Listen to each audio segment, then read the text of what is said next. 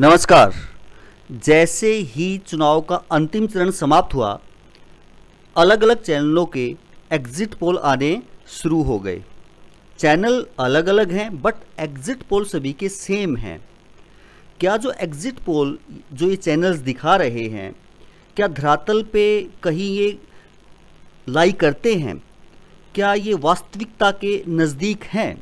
यदि ऐसा है तो कुछ दिन पहले जो यूट्यूबर्स या आप कहें सोशल मीडिया जितना जनता का आक्रोश दिखा रहा था, या आप ये कहें कि विपक्ष जिस प्रकार से बातें कर रहा था, क्या वो सभी झूठ का एक पुलिंदा था? और यदि ऐसा नहीं है तो फिर क्या जो सत्तारूढ़ है वो अपोजिशन के खिलाफ या जनता के खिलाफ कोई माइंड गेम तो नहीं चला रहा है?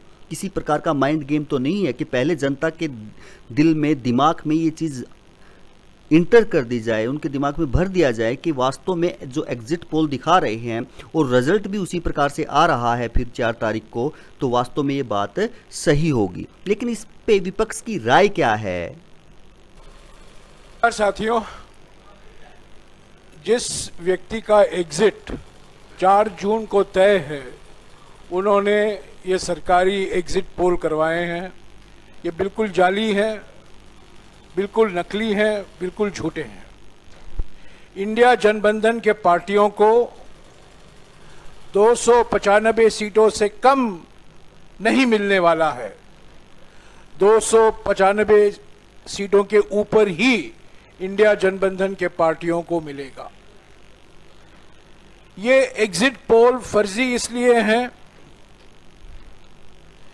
क्योंकि हमारे निवर्तमान प्रधानमंत्री और निवर्तमान गृह मंत्री ये सब मनोवैज्ञानिक खेल खेल रहे हैं, दबाव डाल रहे हैं सभी विपक्ष की पार्टियों के ऊपर, चुनाव आयोग के ऊपर, काउंटिंग एजेंट के ऊपर, रिटर्निंग ऑफिसर के ऊपर, और धमकी दिया जा रहा है। एक माहौल पैदा किया जा रहा है कि हम वापस लौट आ रहे हैं।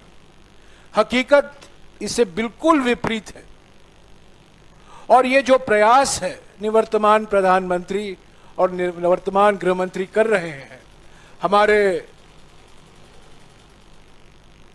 जो हौसला है उसको कमजोर करने में, वो बिल्कुल विफल होंगे। और जो ये इलेक्शन के पोल हैं, एग्जिट पोल हैं, इन पर राहुल गांधी जी की क्या राय है? इसका नाम एग्जिट पोल नहीं है, इसका नाम मोदी मीडिया पोल है। ये मोदी जी का पोल है, फैंटेसी पोल है उनका। सर, कितनी सीटें आ रही हैं आपके हिसाब से? सिद्धू मूसेवाला का सॉन्ग सुना आपने? 295। और इलेक्शन कमीशन पर भी जो है सवाल उठते रहे हैं। सवालों का जवाब देते हुए इलेक्शन कमीशन ने क्या कहा, कल जो 4 तारीख को काउंटिंग होनी है उसके विषय में क्या बताया? फिर एक माहौल बनाया गया कि देखिए ये मतलब कैसे हो सकता है ऐसा कि लार्ज नंबर में आरओज को इन्फ्लुएंस कर दिया गया है। कैसे हो सकता है देश में? वो जो मैंने जिनकी फोटोज दिखाई थी आपको, जो काम कर रहे हैं पिछले 3-3 महीने से गर्मी में, कोई पूरी कंट्री के 800, 900, 700, 600, 500 लोगों को इन्फ्लुएंस कर सकता है? कर सकता है तो बताइए किसने किया, हम उसको सजा देंगे। हम उसको सजा देंगे, उसे बताना चाहिए कि किसने किया। काउंटिंग से पहले बताना चाहिए किसने किया, ताकि उन सब डिस्ट्रिक्ट मजिस्ट्रेट्स को या जिसने किया उसको हम सजा दे सकें। ऐसा नहीं हो सकता कि आप कोई अफवाह फैला दें और एक सबको शक के दायरे में ले आए। ऐसा नहीं हो सकता। काउंटिंग बिल्कुल नेक्स्ट। फिर कल मल्टी पार्टी डेलीगेशन में हमसे कुछ डिमांड की गई थी, हम सबको मान ली। उनका कहना था कि लिखित में कि सीसीटीवी मॉनिटर्ड मूवमेंट होना चाहिए कंट्रोल यूनिट्स का। डन, होगा, होता ही है। जाली लगी होती है, उसके बीच में से निकलती जाती है, होगा। Verification of current date and time display होना चाहिए, मैंने पहली स्लाइड में ही दिखाया, वो तो हमारी इंस्ट्रक्शन में लिखा है, होगा, मान लिया। स्टार्ट एंड एंड टाइम दिखाया जाना चाहिए, दिखाया जाएगा, जरूर दिखाया जाएगा, वो दिखाया जाना भी है, हमने मान लिया।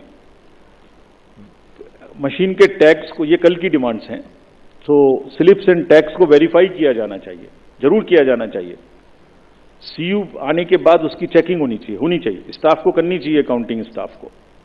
Instructions to counting staff to show the counting agents date of poll, name, party candidate, किसको कितने वोट मिले, जरूर दिखाया जाना चाहिए। काउंटिंग ऑफिशियल्स को रिकॉर्ड करने का मौका दिया जाना चाहिए कि मशीन उससे पहले नेक्स्ट रूम में जाए, जरूर किया जाना चाहिए। एवरी राउंड का रिजल्ट वहां डिस्प्ले करना चाहिए हर एआरओ को हॉल में। 70 साल तो हम कह सकते हैं कि इलेक्शन कमीशन की तरफ से भी भरोसा दिलाया गया है कि जो काउंटिंग होगी वो बिल्कुल फेयर होगी, उसमें किसी प्रकार की कोई गड़बड़ी की संभावना नहीं है। धन्यवाद।